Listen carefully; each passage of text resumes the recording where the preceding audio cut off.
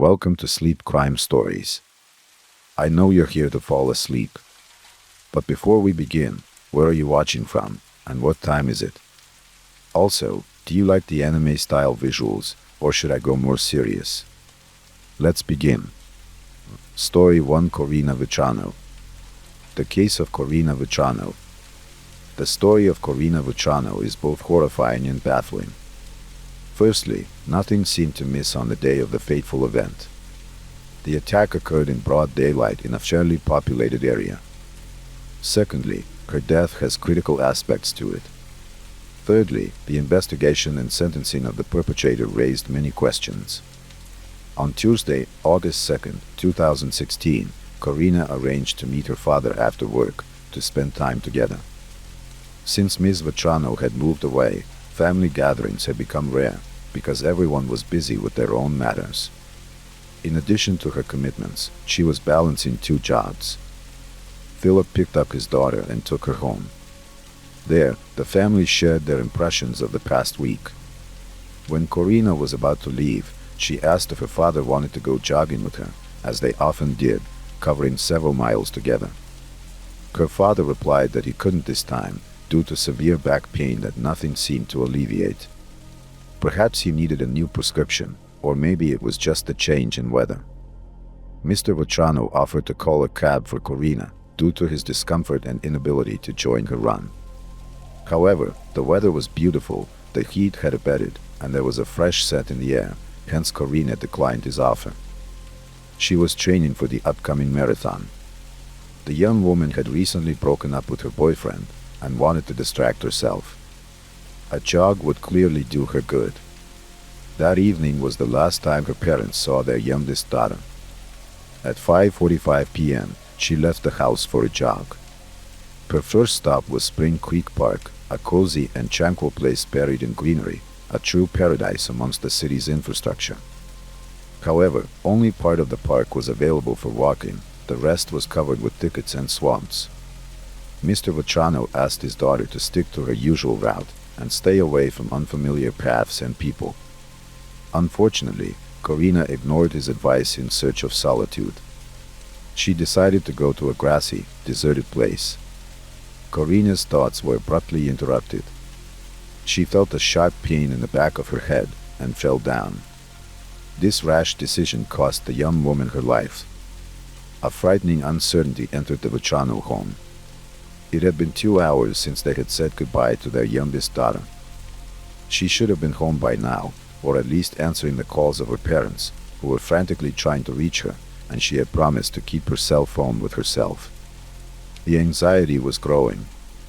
Her father sensed that something was wrong and decided to seek help from his neighbor, the chief of the New York City Police Department. They were on good terms, and the high-ranking official knew that Philip would not make a fuss over nothing. After that, Corina Vachano was reported missing. Police began searching for the young woman, combing the park area and surrounding streets. As a result, experienced K-9 units were brought in. Since it is known the first 24 hours after the the disappearance of a person are crucial. Law enforcement utilized all available resources before nightfall. At the same time, Mr. Vachano, along with a group of volunteers, searched for his daughter on his own. He scoured the park from end to end, combing paths and wading through tall grass, all while making phone calls. As dusk fell, he noticed a light in the grass. As he approached, he recognized Corina's phone. Maybe she lost it and just didn't let them know. Philip approached headed toward police officers, deciding to continue picking his way through the thicket, stepping into the grass. As he ventured further, Philip stumbled upon something soft, a partially undressed female body lying face down. When he turned it over, a familiar face stared back at him. A desperate scream escaped from his father's chest. It was Corina. She hadn't simply lost her phone, as he had initially believed. His little girl didn't answer her phone, because life had been cruelly taken from her. The crushing realization of what had transpired overwhelmed Mr. Vachano. The police, hearing the screaming and yelling, quickly rushed to him. They dragged Philip away from his daughter's body, explaining that it was now a crime scene. They emphasized that anything in the vicinity could be considered evidence and implored him not to touch anything to prevent tampering. On the journey home, Mr. Vachano was lost in thought, tormented by how to break the news of their daughter's death to his wife. Images of past memories flooded his mind. He recalled vividly how on July 12, 1986, in Queens, their second daughter was born.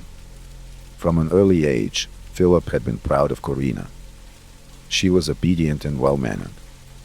He remembered taking her to school for the first time and how excellently she performed academically. Her strong educational foundation enabled her to earn advanced degrees. Corina graduated from St. Ethan's University with a master's in speech pathology. She always dreamed of aiding children and worked tirelessly with autistic kids.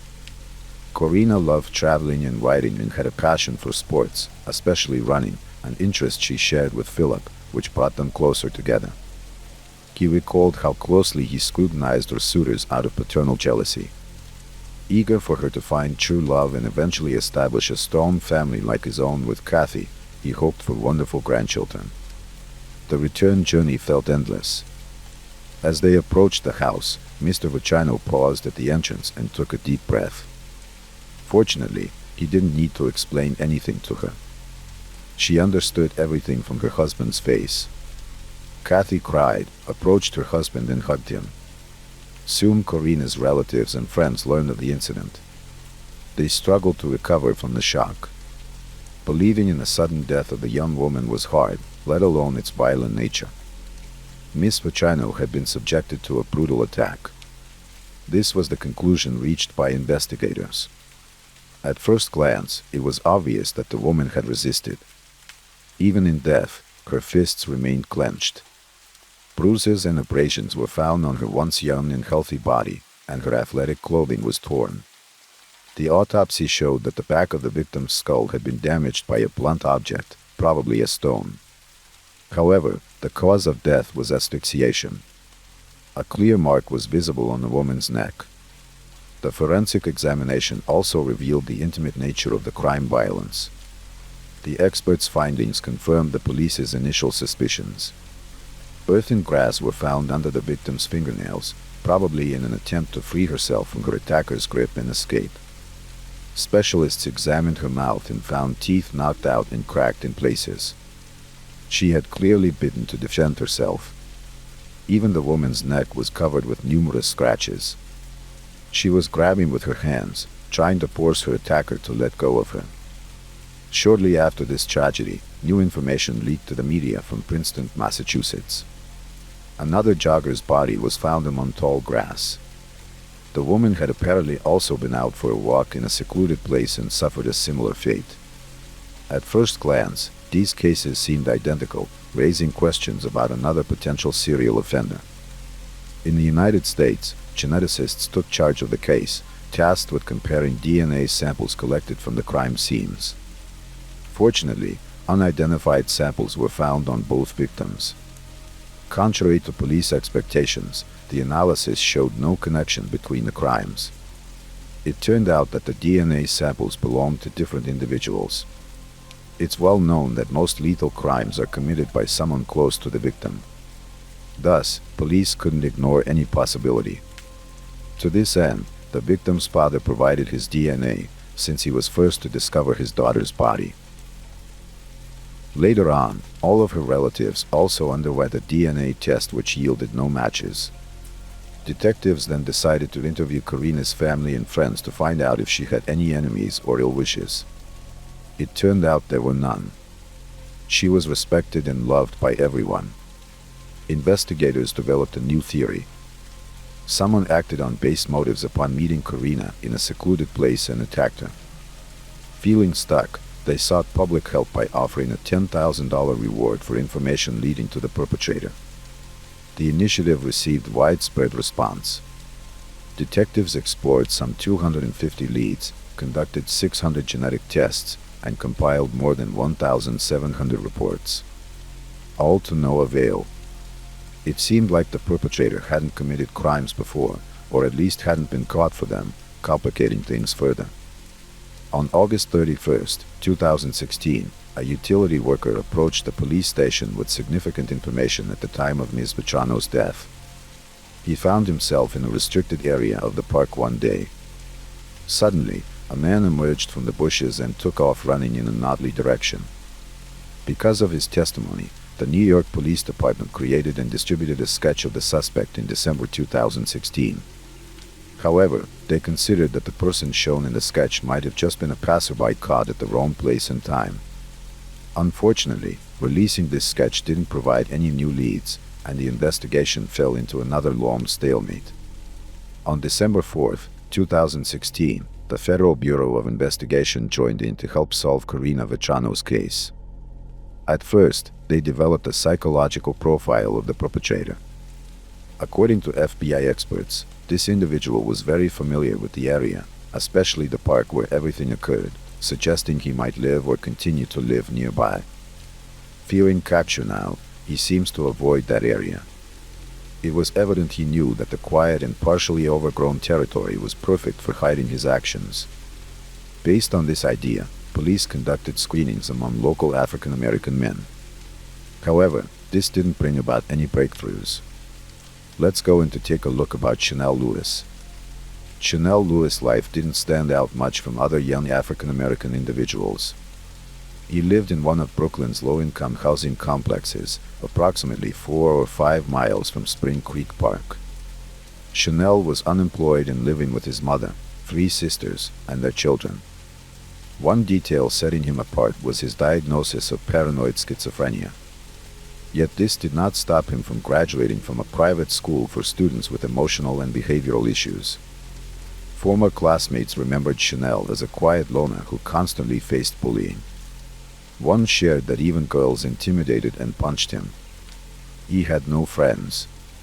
Another peer noted that while Lewis sometimes fought back, he wasn't effective at it and often got ridiculed for his clothing and appearance. Chanel always wore a hoodie and would smirk and walk away when things got tough, earning him the unfortunate nickname, African Lizard. 17-year-old Danielle Munes, a fellow student, described Chanel as a bright student with good grades. He liked to show me funny videos on the bus, she recalled. I never saw him being cruel. Some sources reported that the young man once claimed he wanted to harm all the girls during his time in middle school, even posing the question, what happens if I bring a knife to school? Dr. Edward Dana, the executive director of the school to which Chanel was transferred, commented on this. We received no reports of threats in middle school. During his time at our school, he had no disciplinary sanctions. I never heard him make threatening statements towards other students. Nonetheless, Chanel was a troubled teenager who often experienced bullying. He dreamed of working in social services, aspiring to help those in distress. When conflicts arose at home, he would wander the streets frequently and visit the park. Lewis had several minor encounters with the police, 2 for violations in Spring Creek and 1 for urinating in public in May 2016. Another incident happened when a local merchant reported Lewis for loitering in his store with a crowbar. Responding officers checked Chanel's ID and released him as he had no prior incidents. However, this information was retained by the police and later played a crucial role in the investigation into Karina Vachano's death. In February 2017, Detective Ethan Russo, who was involved in the investigation, remembered something significant. He had repeatedly seen a young man in a hoodie wandering around the park. Russo even attempted to follow him once, intrigued by his behavior. The young man walked slowly and stopped for long periods in front of houses near the park, as if scouting them for potential burglaries. However, Russo lost sight of him when he contacted his colleagues by phone. Following a store owner's report of suspicious activity, a teenager matching Chanel's description came to the police's attention 2 months into the investigation. Detective Russo recalled this wanderer, thinking he might have seen or heard something relevant. Investigators then focused on Chanel Lewis after Detective Russo took a closer look at his file.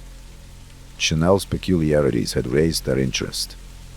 The police began inquiries about him, questioning acquaintances and teachers. It emerged that he had allegedly expressed a desire to harm girls. This news stirred significant concern and suspicion. With no other leads, officers decided to focus on Lewis. It was discovered that during Karina's death, Chanel was not at home.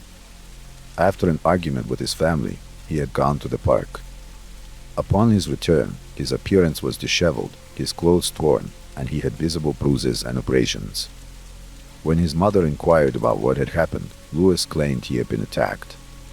His account matched the timeline with a witness's description of a man fleeing the park. Additionally, on August 3, 2016, Lewis's father, a former school principal, took him to the hospital for treatment of severe wounds, mostly cuts, and he also had an injured hand. The investigators reviewed the medical records from that day and found the story plausible. However, they noted similarities between events involving Chanel Lewis and Karina Vitrano. On February 4, 2017, Chanel was brought to the police station and voluntarily provided his DNA for analysis. Detectives wondered if a perpetrator would willingly do this. The interrogation began on the morning of February 5th. Lewis admitted that he was indeed in the park around 5 p.m. on August 2, 2016, but clarified he was walking on dirt paths, listening to music, not through thickets. He confessed to encountering a young woman jogging with her phone in her hand. When asked by detectives if something happened when he encountered her, Chanel nodded and quietly said yes. "I was walking in the park, trying to distract myself from a family argument. When I met a woman alone," he began again. "I decided to follow her. When she passed by me, I grabbed her shoulders and threw her to the ground, then hit her face about 5 times so she couldn't scream." He recalled how his punches knocked out several of her teeth, injuring his own hand in the process, echoing details eerily consistent with earlier evidence they had gathered. He also mentioned that the struggle lasted about 5 minutes. Miss Vitrano fiercely resisted by biting. To avoid drawing attention, Lewis dragged her off the path into Tall, where he tried to undress and assault her. She was horrified but kept resisting. Chanel then strangled her until he realized she was no longer alive. When asked if he knew the victim beforehand, he replied, "I did not know her before this. It all happened by chance." The motive for the act was unexpected and bizarre.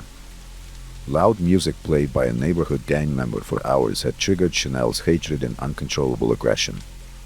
These negative emotions were unleashed on the unfortunate woman, a strange reason indeed. Investigators' confusion faded when DNA comparison results matched perfectly. Microscopic traces found on the victim's body and phone belonged to Chanel. Consequently, the police and prosecutor concluded the case was solved and ready for court. However, the motive still seemed unlikely. It's possible Chanel had noticed Karina before, since he often went to that park. He might have seen her with her father, liked her, and decided to approach her. After being rejected, he became furious and attacked her, causing the situation to spiral out of control. This scenario would have been more understandable. On November 5, 2018, the trial against Chanel Lewis began. Despite his previous statements to authorities, Lewis pleaded not guilty, a stance echoed by his family denying his involvement in the crime. The prosecution charged Lewis with ending a life and sexual assault, facing him with a sentence ranging from 25 years to life imprisonment. The debate over Lewis' guilt not only unfolded in the courtroom, but also spilled over into the media. Lewis' defense team stirred things up by pointing out alleged legal violations during his arrest, along with several news outlets. They claimed racial bias and discrimination. However, the judge dismissed these allegations as baseless, emphasizing that the investigation complied with legal standards. The prosecution presented tangible evidence and DNA analysis findings, while the defense argued that this evidence was insufficient and contaminated due to many people at the crime scene, including Karina's father, who discovered her body. Forensic biologist Linda Rosano stated that odds of the DNA belonging to someone other than Lewis were 1 in 6 trillion. The prosecutor also introduced Lewis' phone records, revealing his internet searches on second chances and forgiveness in Catholicism, which raised questions about what sin Chanel hoped to atone for. The release of Lewis' confession video sparked further controversy. His lawyers argued he was under immense pressure, leading to a coerced confession. They suspected police might have fabricated evidence. The recording commenced only after Lewis was pressured, raising concerns that the search of his home violated protocols. The defense suggested that the investigation into Karina Vetrano's death was initially mishandled. With public pressure mounting for an arrest, they argued, Lewis became a scapegoat. The jury was deeply influenced by the defense's compelling arguments. After considering both sides, jurors could not reach a conclusive verdict. On November 21, 2018, the judge declared a mistrial. A retrial was initially scheduled for January 22, 2019, but later postponed to March 2019. Following 5 hours of deliberation during the retrial, Chanel Lewis was ultimately found guilty of Karina Vetrano's death and sentenced to life without parole on July 23, 2019. The defense employed delay tactics by citing an anonymous source to allege misconduct by a juror, suggesting jury pressure and conspiracy. A case that seemed straightforward at first sparked widespread prejudices and fears in society. Karina Vetrano's tragic death affected many, serving as a stark reminder for women to remain vigilant about their safety. Story 2: Aya Hashim. The case of Aya Hashim. The Hashim family moved to the UK from Lebanon in November 2011, seeking a safer and more promising future. Aya's father, Ismail, wanted his children to have a good education and become valuable members of society. He applied for asylum for himself and his family, and after receiving a residence permit, they settled in Blackburn. Aya was a driven and ambitious young woman with big plans for her life. She was a law student at Salford University. Tragically, her parents' hopes for a better life were shattered when Aya was killed in a senseless act of violence. On May 17, 2020, Aya left her house to go to a nearby supermarket at around 3 p.m. However, she never returned home. About an hour later, Aya's father went out to look for her. Aya's mother searched online and discovered the news that a woman had been shot in the neighborhood. Soon after, Aya's parents received the devastating news that their daughter had been killed in a shooting. Aya was walking on King Street when a car drove by with multiple occupants. One of the individuals in the car fired 2 shots, one of which fatally hit Aya. 19-year-old Aya Hashim was fatally shot on King Street and died the same day despite medical efforts. The police do not think the incident was motivated by racism or religious hatred. Deputy Chief Terry Woods is seeking the public's help in gathering evidence. He asks anyone with dashcam footage or surveillance cameras to come forward if they have recordings of a green Toyota Avensis car or any suspicious activity. According to Deputy Chief Woods, Aya was an innocent bystander who was shopping for her family when she was accidentally caught in the crossfire.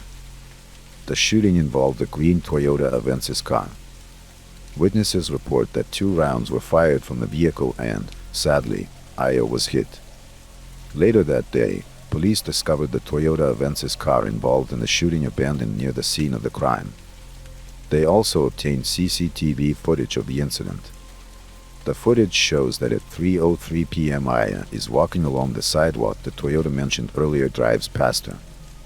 The rear side window on the left is down. The shooter makes a fatal shot. The bullet goes through her and hits the pole. For ethical reasons, the police did not reveal footage of she falling to the ground. After reviewing the video recording, it's clear that there were at least 2 individuals in the car, the driver and the shooter.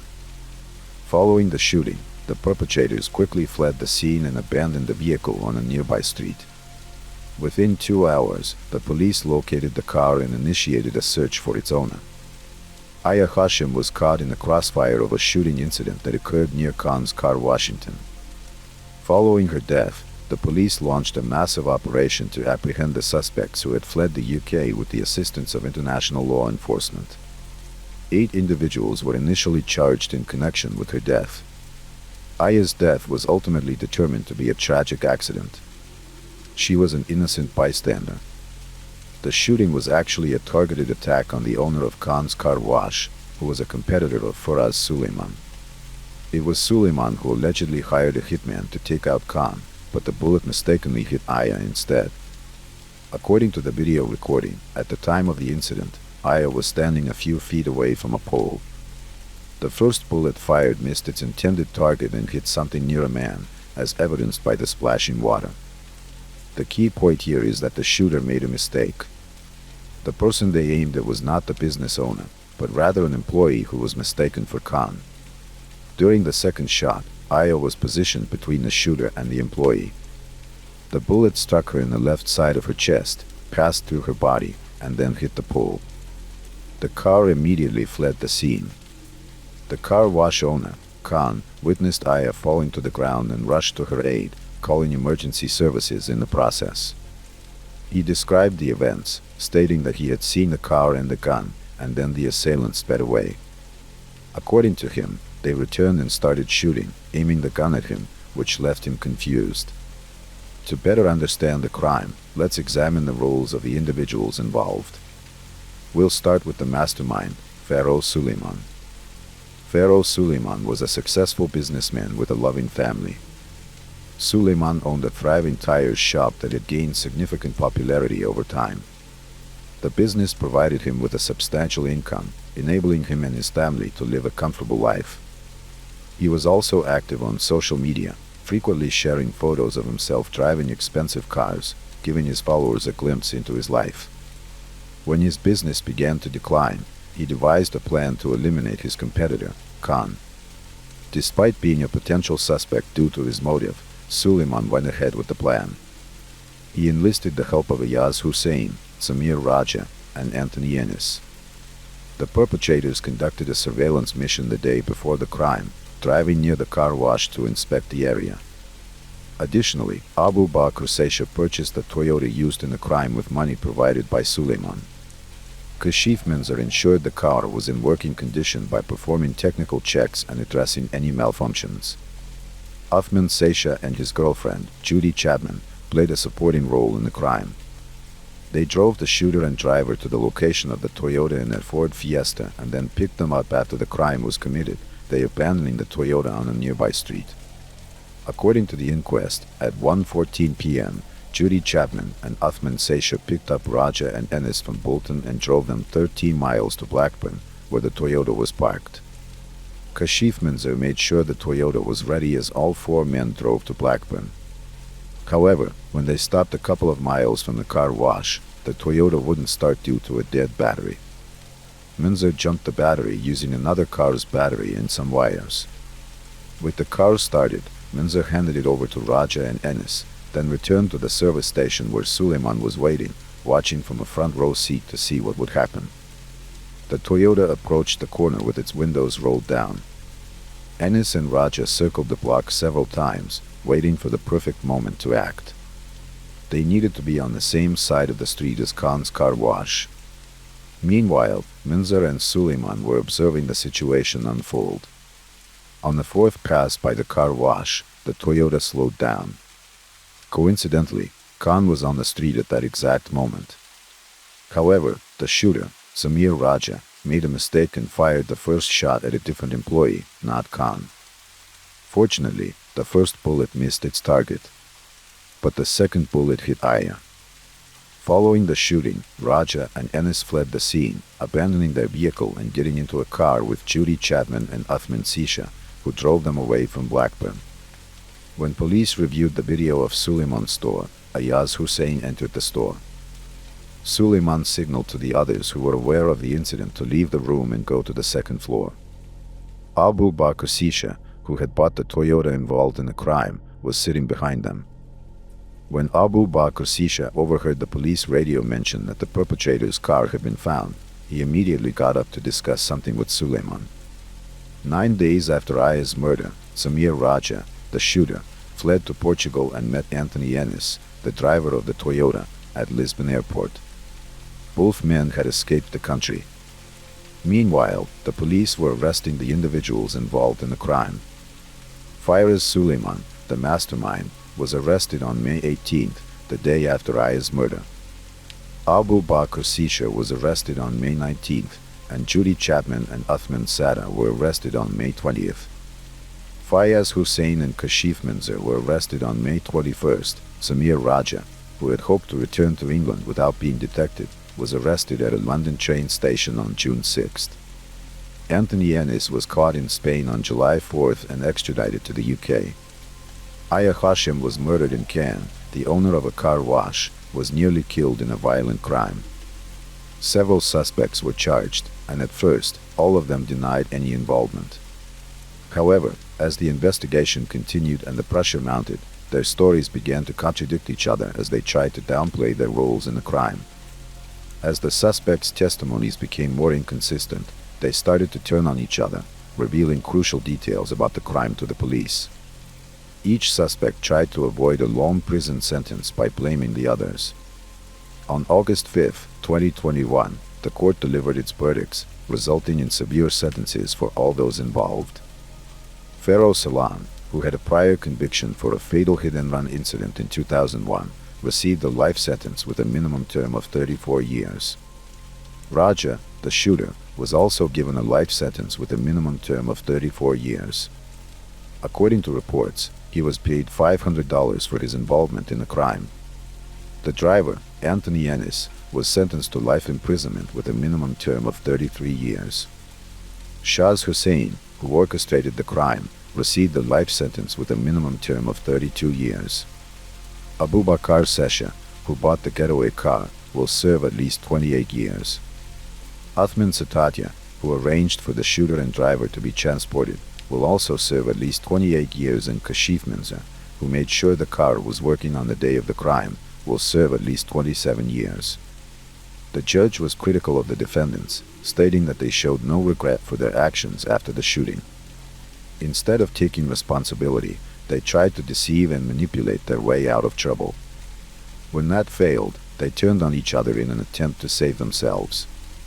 Judy Chapman was found guilty in October 2021 of involuntary deprivation of life. She was given a 15-year prison sentence for driving the car involved in the crime. However, investigators have since discovered that other individuals were involved in the crime. This was revealed through analysis of communication between the convicted parties. Lewis Otway, a 42-year-old from Manchester, was sentenced to life in prison on May 5, 2023, with a minimum term of 32 years. During his trial, evidence revealed that Otway acted as an intermediary between Aziz Hussain, Samir Raja, and Anthony Ennis. Specifically, he assisted Hussain in committing a crime. Another person, Ben Bridge, was also involved in the case. She was the 10th person to be found guilty. Prosecutors said that Ben Bridge met with Raja and Ennis in Bolton, took their phones, and turned them off. Then, she drove to Trafford and turned the phones back on in different locations, making it seem like Raja and Ennis were in Greater Manchester, not Blackburn, when the shooting happened. This was done to create a fake alibi for the two men. Ben Bridge, 32, admitted to conspiracy to pervert the course of justice and was sentenced to 23 months in prison on August 11, 2023. This was the last conviction in the case of Aya Hashim. Story 3: Gretchen Harrington. Let's unravel another perplexing mystery, the case of Gretchen Harrington. Gretchen Harrington was born on June 13, 1967, in Pennsylvania. She was the youngest of 3 sisters, and her family moved to the small town of Brawl shortly after her birth. Gretchen's father, a pastor, took a job at the local church, and Gretchen quickly grew to love the town. She spent much of her free time outdoors with her sisters and friends. Brawl was a safe community where parents felt comfortable letting their children play outside until dark. As a member of a devoutly religious family, Gretchen spent much time at her father's church and excelled in Sunday school, always getting top grades. On August 15, 1975, Gretchen's family was eagerly awaiting the return of her mother and newborn sister from the hospital. Gretchen wanted to be home to greet them, but her father encouraged her to attend Sunday school to keep up her grades. Gretchen reluctantly agreed to go to church and set off with her Bible. Her older sisters, who usually walked with her, stayed home that morning. However, Gretchen wasn't worried about the short 8-minute walk to church. Sunday school is divided into 2 sessions. The first session takes place at Trinity Church and lasts an hour and a half. After that, some of the children go to Father Gretchen's church. But when the children arrived at the second church at 11:30 a.m., Gretchen's father noticed that his daughter was not there. He assumed she might be at the first church, so he called to check. The pastor's wife answered, informing him that Gretchen was not there. She then told her husband, Noah, who was a Sunday school teacher. He was surprised by the news, since Gretchen had not attended his class that morning. Gretchen's father became worried when he couldn't find her. He asked Noah to contact the police and started searching the area between the churches and nearby streets, but she was nowhere to be found. He also reached out to the parents of her friends, but they were either at church or home. Her best friend, who was also Noah's daughter, hadn't seen her all day. As news of Gretchen's disappearance spread, the police quickly launched a search operation. Hundreds of volunteers joined in, many of whom knew Gretchen's father from his church. Together, they searched the entire town, then moved on to wooded areas and the riverbank. A police helicopter was also deployed to scan the area from above. The search continued through the night, but to no avail. The next day, more volunteers joined in. Police posted flyers with Gretchen's photo and information about her disappearance along the roads. Despite their efforts, police were unable to find Gretchen. After several days of searching, no significant clues were found and Gretchen's fate remains a mystery. The town is known for its safe environment, where children are often allowed to play outside freely without adult supervision from a young age. However, this sense of security is no longer there when Gretchen goes missing. Some people thought she might have run away from home, while others believed she had gone swimming in the river and drowned. However, the most alarming theory was that she had been abducted by someone. As a result, parents became extremely cautious and stopped letting their children go out alone. Police interviewed bystanders. They gathered some clues. One witness reported seeing a girl who looked like Gretchen near the church on the morning she went missing. According to the witness, a green sedan approached the girl, but the witness did not see what happened next. Another person shared a similar story, but this time described a white Cadillac approaching the girl. Police checked the owners of cars matching the description in the area. 4 days later, detectives received a new lead. A resident of Westchester, a town 30 minutes from Brawl, contacted police and reported finding children's shorts matching the description of Gretchen's clothing. Police immediately showed Gretchen's mother the shorts, but she confirmed that they did not belong to her daughter. The investigation into Gretchen's disappearance had stalled, with no progress made for several weeks. As a result, the police halted their search operation and shifted their focus to gathering more information. They continued to interview witnesses, but with each passing day, their hopes of finding Gretchen alive began to dwindle. Until October 14th, when police received a phone call. A jogger was running in a large national park, about 20 minutes from Brawl, when he stumbled upon a body. The jogger immediately alerted park rangers, who then notified the police. Upon arriving at the scene, police quickly determined that the body was that of a child. However, due to the severe state of decomposition, identification of the child was extremely difficult. Police suspected that Gretchen might be the victim, so they showed her parents the clothes found on her body. Gretchen's mother quickly identified them as her daughters because she had sewn them herself. Forensic experts later confirmed that the body was Gretchen's by comparing them to her dental records. They also determined that she had died from severe head trauma. As the body was so badly decomposed, police were unable to gather further information, including whether Gretchen had been sexually assaulted.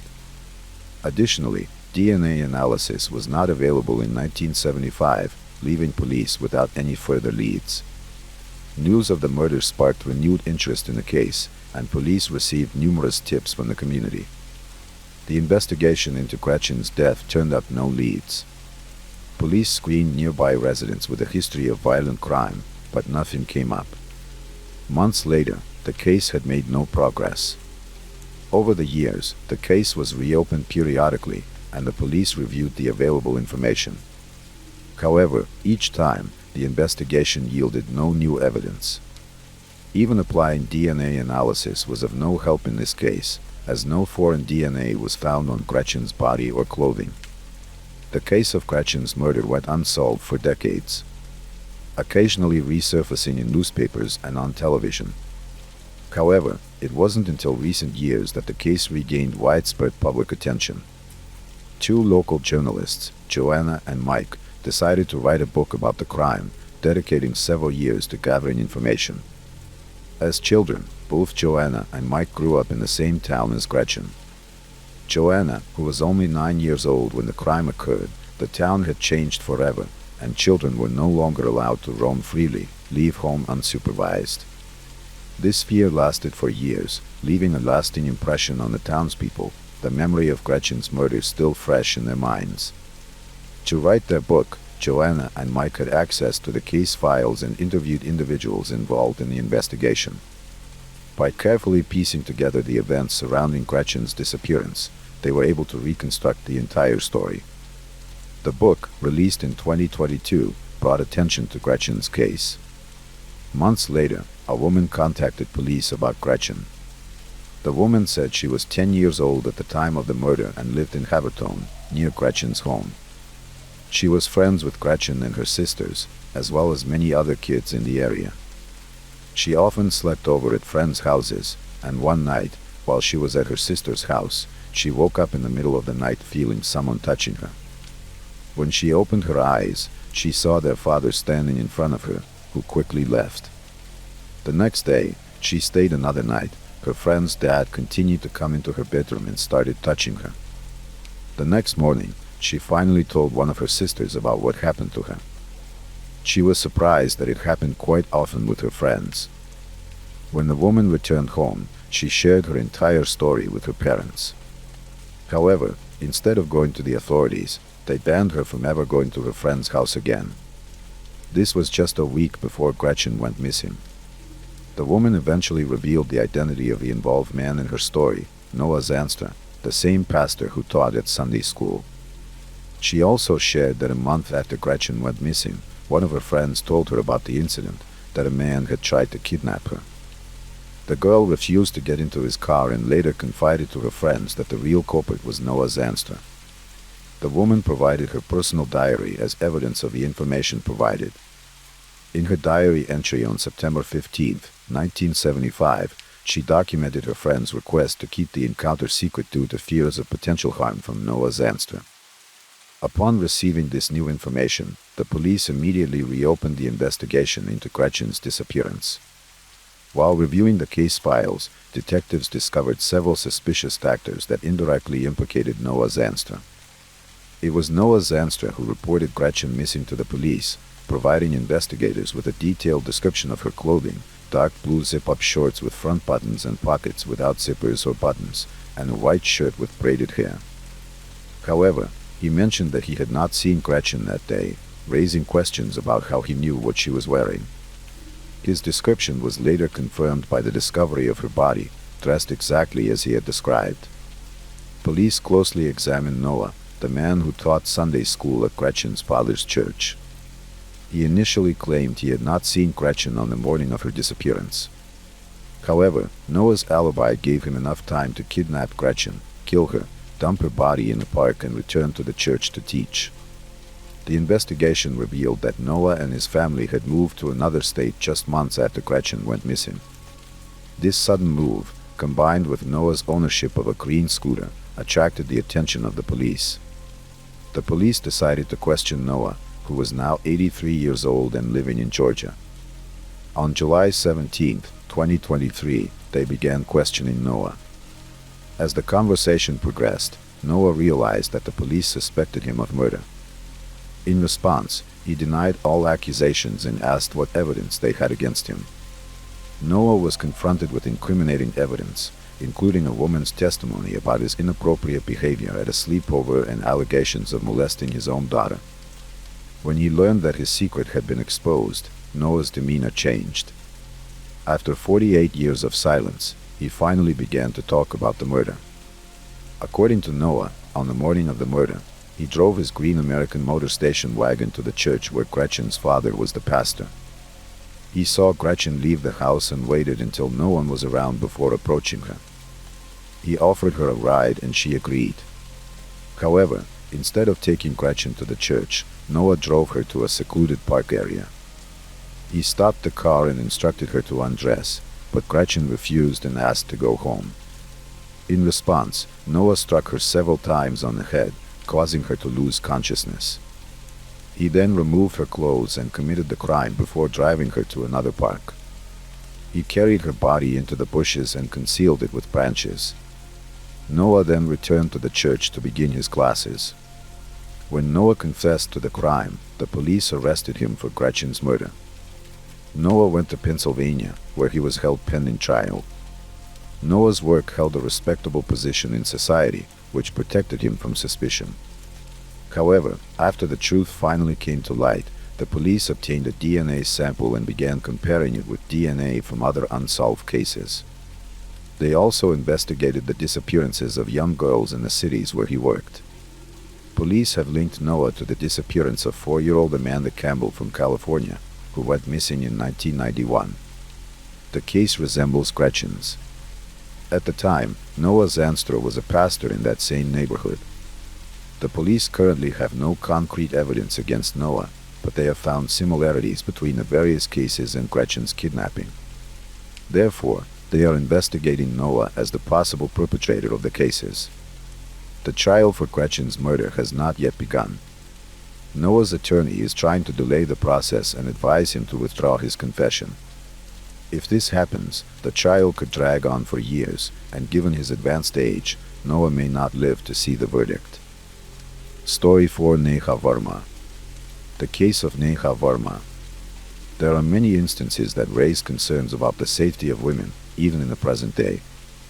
In June 2011, a similar event occurred in the lovely city of India. 3 women were discovered murdered in their residence, and it took the authorities several days to pinpoint the perpetrators. The query persists: who was responsible for this triple homicide, and what drove them to kill these 3 women? Let's delve deeper into the Deshanda family murders case. In 2011, Megha Deshpande, 42 years old, resided in the upscale area of Srinagar in the city of Indore with her 21-year-old daughter, Ashlesha, and her 70-year-old mother, Rohini. It is noteworthy that Indore has repeatedly been ranked as the cleanest city in India.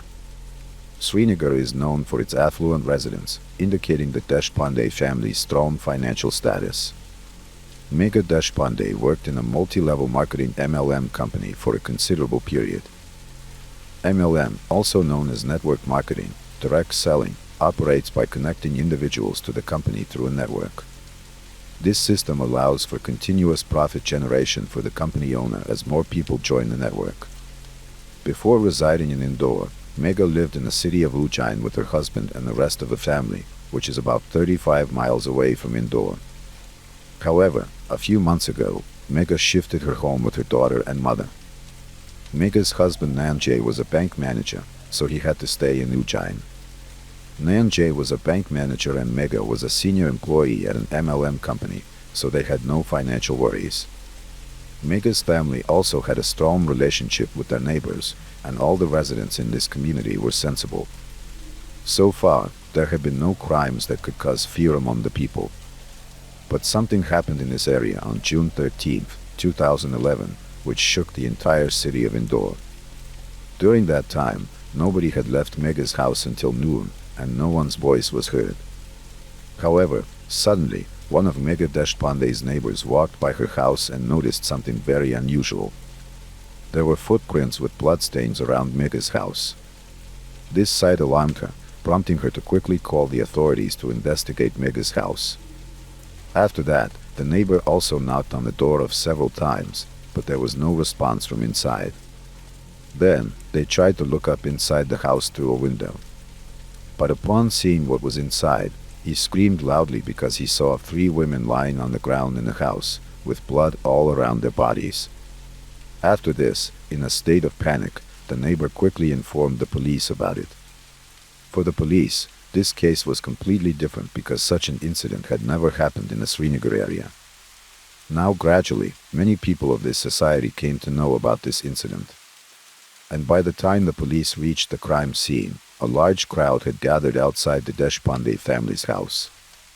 Then, the police entered the house and were surprised to see the bodies of 3 women who had been brutally murdered by the criminals. They seized the crime scene and began their investigation, discovering 2 bullet shells inside the house.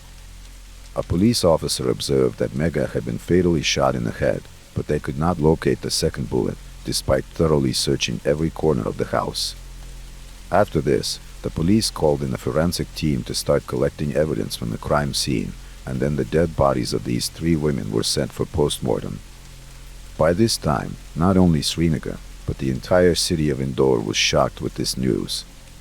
A few hours later, the postmortem report is presented to the police, revealing that the murders of 21-year-old Asliha and her 70-year-old grandmother Rohini were due to excessive bleeding with multiple stab wounds inflicted on their bodies. This report also makes it clear that only Megha Deshpande was shot to death. But now, the biggest question before the police was if they have found 2 bullet shells, then on whom was the second shot fired.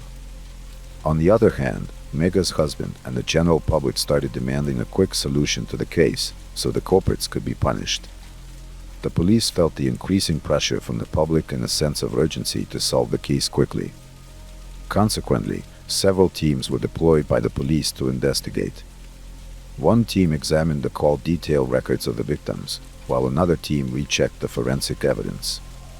At first, the police found out that at the crime scene, there was blood of an additional person besides Megha, Asliha, and Rohini, and a robbery and murder was filed, as it appeared that theft had taken place at the Deshpande family's residence.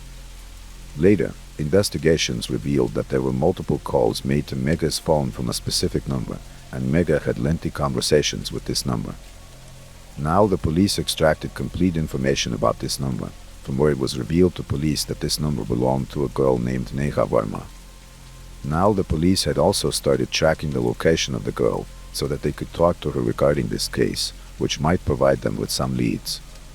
On the other hand, the police now also had a sample of that blood, which was separate from Megha, Asliha, and Rohini at the crime scene.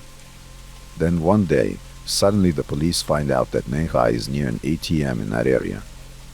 After that, a team of police reached there and brought Neha to the police station to talk to her. Now Neha was told about the entire scene, which left Neha completely astonished. After that, Neha explained how she met Megha. Megha and Neha met for the first time in a shopping mall. Neha accidentally bumped into Megha while rushing through the mall. Megha was holding some items in her hand, which fell down due to the collision. Neha then apologized and helped Megha pick up the fallen items. During this time, there was a lot of conversation between them, so much so that Neha herself went to drop Megha to the car. And from here onwards, their friendship started. Neha discovered that Megha works at a company involved in multi-level marketing, MLM. They exchanged phone numbers the same day and started talking occasionally. Neha was curious about the MLM business model, so she would discuss it with Megha. However, the police became suspicious of Neha's story because her words and body language didn't align. As a result, they questioned Neha extensively. Neha tried to conceal her lie briefly, but she couldn't withstand the police interrogation for long. Eventually, she confessed a story that shocked even the police. Neha, a 23-year-old, was beautiful and cheerful. Although she was a beautician, her financial situation wasn't good enough for her to fulfill her dreams. Neha's father was an ordinary van driver, which meant their financial condition wasn't great enough for Neha to pursue her dreams. It was during this time that Neha met a guy named Rahul Chowdhury. They developed a good friendship, which eventually turned into love. Rahul, at 24, was handsome, but his financial situation was the same as Neha's. Despite this, they loved each other deeply and wanted to marry, so they were searching for a way to become rich overnight and live their lives comfortably. One day Neha met Megha. Megha had a fondness for wearing expensive jewelry, so whenever she went out, she adorned herself with her jewels. The day Megha met Neha for the first time, she was decked out in gold jewelry, which indicated to Neha that Megha was very wealthy, sparking the idea in Neha's mind to get close to Megha Deshpande and befriend her. Subsequently, Neha deliberately bumped into Megha to strike up a conversation, and thus their interactions began. Now gradually, due to talking through a call, the thought of robbing Megha came into Neha's mind.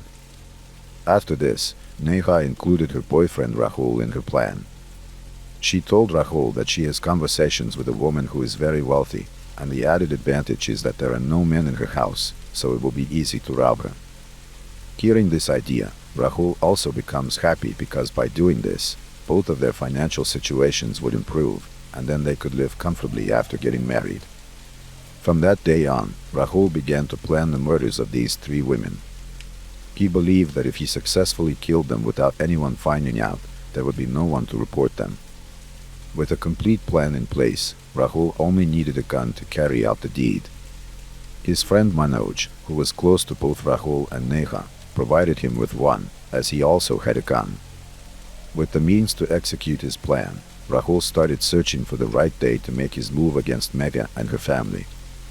On June 13, 2011, Neha contacted Megha to join her MLM scheme.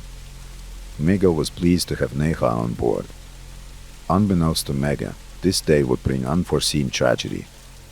Neha arrived at Megha's house early the next morning. Megha asked Neha to fill out a form for the company, but Neha was unsure about the required information. She requested help from her friend, and Megha approved. Neha then contacted her boyfriend Rahul. Now, according to the plan, Rahul and Manoj were waiting for Neha's call, and then shortly after that, Rahul and Manoj went to Megha's house. But as soon as Rahul entered the house, he showed Megha a gun, and then a few seconds later, he shot Megha, causing her to die on the spot. The sound of the gunshot didn't go out of their house, because Rahul had shot very close, but the sound of this gunshot reached Ashla Shah and Rohini's ears, causing both of them to run into the lobby. After that, first Rahul and Manoj frightened Ashla Shah and Rohini, and asked for her ATM card and PIN to save their lives. In order to save her life, Ashla Shah quickly gave her ATM card and handed it to Rahul. She felt that now these people would leave. But now, because Ashla Shah and her grandmother had seen Neha, Rahul and Manoj's faces, so now these three were afraid that after they leave, these two might inform the police. So Rahul first tried to shoot Ashla Shah, but in haste, this bullet hit Rahul's own foot. Afterwards, Manoj brutally murdered Ashla Shah and elderly Rohini with a knife. Afterwards, these three criminals stole 1,000 Indian rupees, valuable jewelry worth up to 500,000 Indian rupees, and Ash's ATM card before leaving the house. Surprisingly, it was the same ATM card Neha was planning to withdraw money from, but she was later caught by the police. Rahul was captured after going to a police station with a fake first information report, and then being hospitalized locally due to a gunshot wound in his foot. Nonetheless, when the police compared Rahul's blood sample taken from the crime scene with his own, it was a match. The police quickly solved this case and captured the criminals, resulting in much praise for their city's police force. Subsequently, this case remained in court for a long time, but eventually, in December 2013, the district court sentenced these three criminals to death by hanging. These killers had wiped out the entire Deshpande family line by murdering women from 3 different generations. Moreover, the police found bloodied clothes, knives, and jewelry in possession of these criminals. Neha Verma is currently incarcerated in a central jail, where she is teaching a beauty parlor course to other female inmates. It should also be noted that this was the first time the district court had pronounced capital punishment for a woman. Megha's husband, Nanai Deshpande, expressed satisfaction with the court's decision and said he had full confidence in the judiciary, and the police did a great job. The aspiration to become rich overnight turned an ordinary girl and boy into criminals. If these criminals had fled to another country after killing and stealing money, they might never have been caught. However, if Megha hadn't worn her valuable jewelry to the mall that day, and hadn't trusted a random person, perhaps her family would still be alive today. One lesson to be learned from this is that we shouldn't develop such strong friendships with any stranger in just a few days that we start inviting them home. Story 5. Nancy Lagerquist. Nancy Lagerquist, on the night of Sunday, July 1st, 1990, Nancy Lagerquist, an icky 7-year-old resident at Riverside Healthcare Center, was last seen alive. At around 3:30 a.m., a care worker witnessed the elderly woman sound asleep in her bed. She was not distressed and appeared peaceful. The care worker closed her bedroom door and moved on to the next room. Nancy had been a resident at Riverside since December of 1988. Born in Hamilton, Montana, in 1902, she graduated high school at the age of 18 and spent much of her life working as an executive secretary. Nancy was an active member of the Missoula Business and Professional Women's Club prior to her retirement. She never married, had no children, and had little in the way of relatives at the time of her death. Those family members, a sister, 2 nieces, and 3 nephews, didn't live near the care home. By all accounts, Nancy lived an ordinary life in the care home. She was unable to walk, and so she required around-the-clock assistance. There was nothing about her background to suggest there was a target on her back at the time of her death. At 4:30 a.m., 1 hour after Nancy was checked on at Riverside on July 1st, a worker checked on her room once more. This time, however, the alarm was raised. The 87-year-old was gone. The 5 employees on shift scattered across the building in an attempt to locate the elderly woman, but there was no sign of her. 11 minutes later, at 4:41 a.m., the police were alerted to Nancy's disappearance. Law enforcement promptly arrived on the scene, accompanied by search and rescue teams. They carried out an extensive search of the home and the surrounding area. The residence was located along the Clark Fork River, and boats, manned by police officers, were dispatched along the water. At 6:30 a.m., the search was called off. Police had found Nancy dead near the riverbank, about 30 minutes downstream from Riverside. She had been murdered in a manner that was described by police as ritualistic. The circumstances of her death were violent, stemming from sexual assault with an object. Her body was then dumped into the water. To investigators working on the case, it soon became apparent that they would have their work cut out for them. The fact that Nancy's body had been put in the water had washed away any traces of forensic evidence, and her diaper has never been located. The police have never put forward a theory about the weapon used in the murder, and it, too, has never been found. Detectives soon theorized the culprit had entered and exited through Nancy's bedroom window, which faced the river, as the screen had been cut. However, the perpetrator had managed not to leave behind any evidence on the window, or sill, or in the rest of the bedroom. Furthermore, none of the alarms had gone off at any of the entrances, and all were in working order. It's unclear if the home was dusted for prints, but given the amount of staff, residents, and guests coming and going from the home, it would have been a very arduous task if it had. The only lead in the case was a man seen by a member of staff at around 4 a.m., walking through the tar park of the neighboring Missoula Athletic Club, away from the river and towards East Broadway Street. He is described as being white, between the ages of 30 and 40, and weighing around 180 to 200 pounds. He has light brown, collar-length hair, a mustache, and brown-rimmed glasses, and was wearing an untucked white and brown striped t-shirt, 10-button front shorts, and white tennis shoes with white socks. His t-shirt was longer at the back than the front. This man was never considered a suspect, but was wanted for questioning. However, it's unclear if he ever made contact with the police, or was even identified by them. Reportedly, the description led to the police becoming inundated with reports. Due to Nazi's minimal family ties, a family connection was quickly ruled out, after which the authorities turned their attention to staff members. Staff at the care home would be familiar with its layout and its security measures, and would know who was best to target. Investigators felt that the murder could well be an inside job, and homed in on one male staff member in particular. He was eventually cleared of being involved, but left the care home less than a month later. It is unclear why he left. After ruling out the staff member, the police began to look at the possibility that the crime was the work of an outsider. They noted that security focused on the doors to the home, not the windows, and speculated that Nancy was picked because she was in a room facing onto the river and was not targeted for any reason more specific than that. They interviewed a man named Lucas Bailey on multiple occasions, but eventually dropped him as a suspect.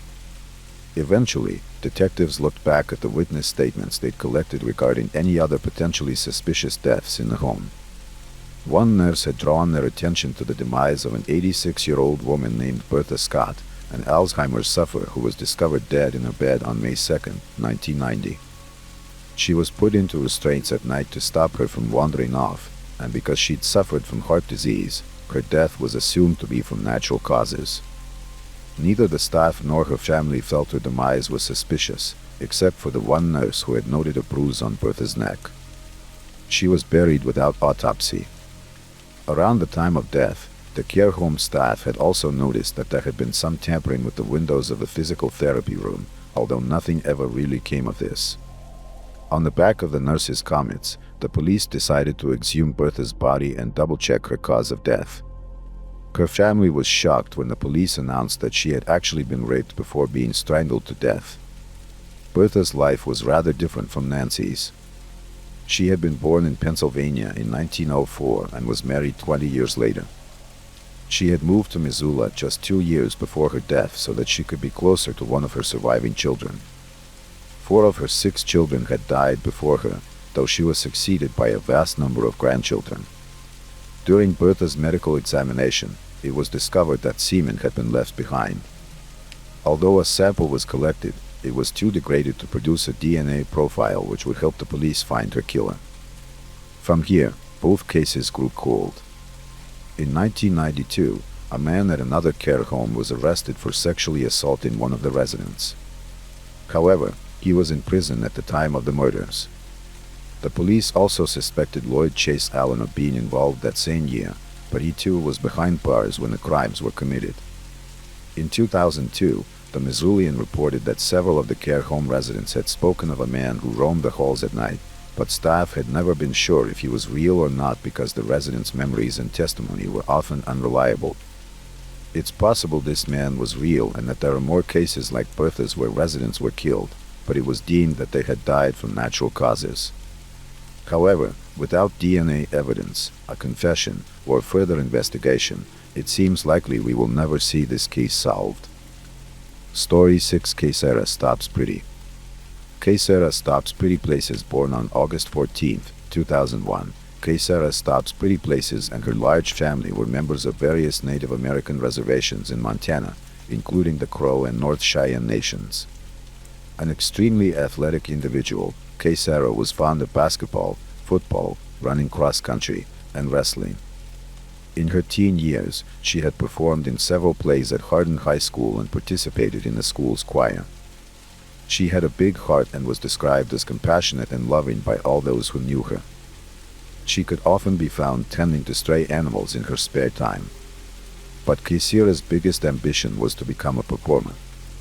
She wanted to act and sing, and the future looked bright for the determined teen until her life was horrifically ripped away shortly after her 18th birthday. Kay Sarah was last seen on August 24, 2019, in Hardin, a rural town less than half a mile off the Crow Reservation, where she lived with her legal guardian and grandmother, Yolanda Frazier. It's unclear where the teen was aiming to go, but one thing is for certain: she never returned home.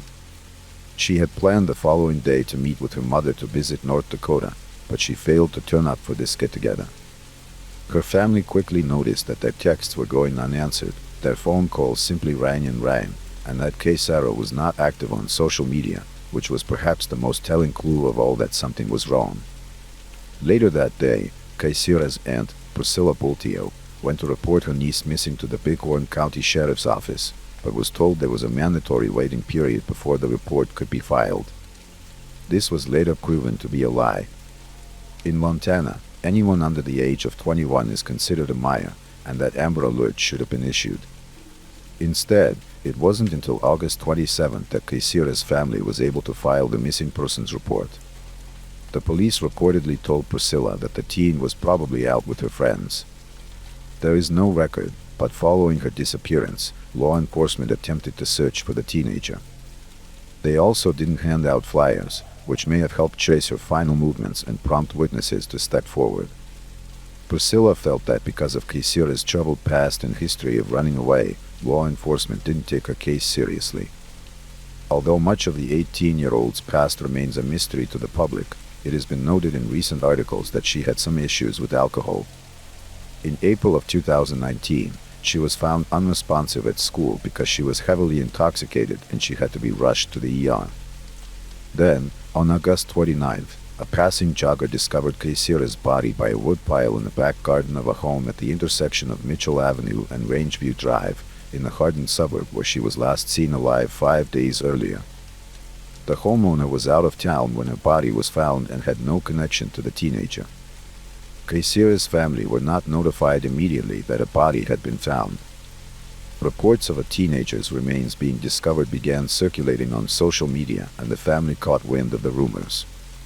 They began to fear the worst. Priscilla went to the scene to ID the body, but was turned away without being able to view the remains, and the local media were not alerted to the fact that a body had been found. Kaysira's mother, along with Yolanda, then went to the local mortuary so they could view the body on September 1st, but they were informed that the body didn't belong to the missing team, and so the family continued the search. It wasn't until 10 days later it was revealed that the body was in fact Kaysira's. The coroner ruled that she had perished on August 26th and that her death was suspicious. Her remains were already badly decomposed, so the cause of death could not be determined. Asphyxiation could not be ruled out. Following this discovery, the teenager's family kept the pressure on law enforcement to investigate the death. On September 12th, Kaysira's mother, Geraldine, was told by Terry Bullis, the county coroner and the owner of Bullis Mortuary, that her daughter's remains had to be cremated in order to be returned to the family, despite the fact this was against the family's cultural beliefs and would remove the possibility of further examinations of the body. Furthermore, the family had wanted the Doll Funeral Home in Billings, Montana to handle funeral arrangements, but Bullis made them use his business and ordered Kaysira's cremation before other family members arrived in Hardin. On September 14th, the family located the site where Kaysira's body was discovered with the help of relatives who lived nearby. They had attempted to visit the area a few days earlier, but were unable to because the scene was no longer sealed off and there was no demarcation of where the body was found. At the scene, they performed a ritual ceremony and noted that the area was very visible and had high traffic. A neighbor, Jason Cummings, who had found the body, told the family that the police had removed Kaysira's phone from her pockets and that he had told them to charge it so her family could be contacted, although they appeared to ignore this suggestion. He too had questioned why the crime scene hadn't been sanctioned off to prevent contamination. 5 days later, on September 19th, the family alerted the media to the case. The Billings Gazette told them that they called the sheriff's office daily for any crime updates and hadn't been made aware of the case. That same day, Yolanda, along with Kaysira's father, Alan, went to meet up with Captain Mike Fuss of the Bighorn Sheriff County's office. When they asked why Fuss had not made contact with the family or returned their calls, he told them he had been preoccupied with other cases. When they asked why the crime scene had not been sealed off, he explained that if investigators arrived on the scene before uniformed officers, then they did not need to seal off the scene. According to Fuss, the scene was only sealed off if officers arrived first. Then, Yolanda and Alan asked why law enforcement had not charged and turned on Kaysira's phone. Fuss was reportedly surprised that the family knew about this, and he said that the battery was dead and so they didn't attempt to use it. Kaysira's family countered this by noting that they could have charged the phone and looked at her recent communications, but Fuss said they couldn't get into that phone and that not even the FBI could. Furthermore, Fuss implied that Kaysira had died from alcohol poisoning where she was found and seemed angry when the family told him they were offering a $5,000 reward for any information. He also revealed that the original investigator on the case, Jeremy Middlestad, had stepped down because he, quote, couldn't handle it. Notably, Kaysira's family were not interviewed by law enforcement until this time. They also spoke with the Bighorn County Attorney Jay Harris, who told the family that the coroner Terry Bullis had a conflict of interest in his position as a funeral home business and a county medical examiner. Harris also noted that Bullis tended to quickly determine the cause of death as exposure to alcohol and natural causes under his charge as coroner. However, Harris was otherwise reportedly brusque and rude towards the family and failed to provide them with clear answers to any of their questions, at one point telling them, "How do you know that nothing is being done?" On the 23rd, the family were notified that no missing persons report had been filed for Kaysira and that her name was not in the missing persons database. A week later, the FBI declined to take the case on, stating they needed more evidence that Sarah was murdered on the reservation. Interestingly, just days before Sarah vanished, she had filmed a video of several police officers beating her 15-year-old wheelchair-bound brother and uploaded it to social media. The incident involved several deputies from the Bighorn County Sheriff's Office, leading to several officers being reprimanded. It is believed one of the officers who responded to the scene where Sarah's body was found was one of those involved in the beating. This has sparked much speculation that the police were involved in her death or opted not to investigate in retaliation for Sarah attempting to hold them responsible for their actions. In August of 2021, 2 years after the teenager's death, a fresh report revealed that 4 witnesses had been discovered. The statements of these individuals are not fully consistent, but generally describe a series of events which led to an argument outside of a home on Rangeview Drive at around 3 a.m. on August 26, 2019, involving Sarah and 3 other unarmed individuals, including a 17-year-old girl, 19-year-old woman, and 23-year-old man.